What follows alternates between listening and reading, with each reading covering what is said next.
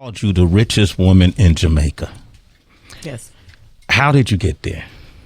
God. God, Amen. speak on that, God. please. Amen. Yes.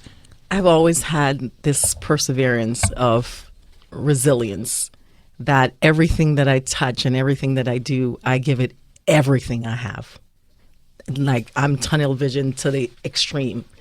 I have this obsession about not finishing. If I start something, I must finish it and I must excel at it. So even if I don't win at first, I use it as a stepping stone to fix whatever it is I'm weak on. But I don't focus on what I've lost. I focus on the strength and then develop my weaknesses so that I can get to the point of excellence.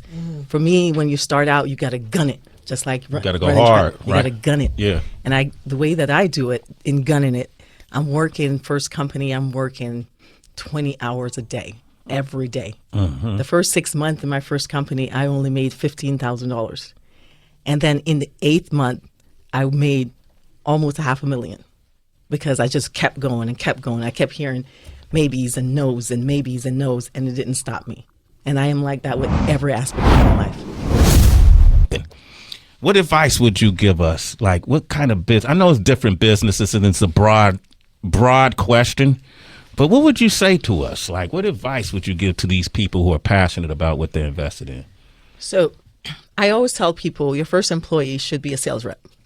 And the reason why is that because you're doing either you're manufacturing or in your cosmetic line, you're building the infrastructure.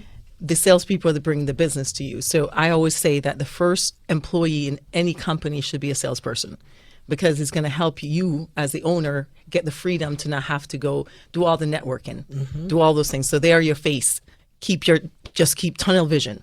Continue doing all your processes the way that you should, making sure that the money that the company makes, there's a portion that gets reinvested back into the company. I understand that you have to live, but make sure that the first portion of the money is into an account that gets reinvested, whether it is the expansion of your line, whether expansion of a new store, or whatever the dimensions are. So I think that that's the easiest way to answer such a broad question with so many different things that you guys are doing.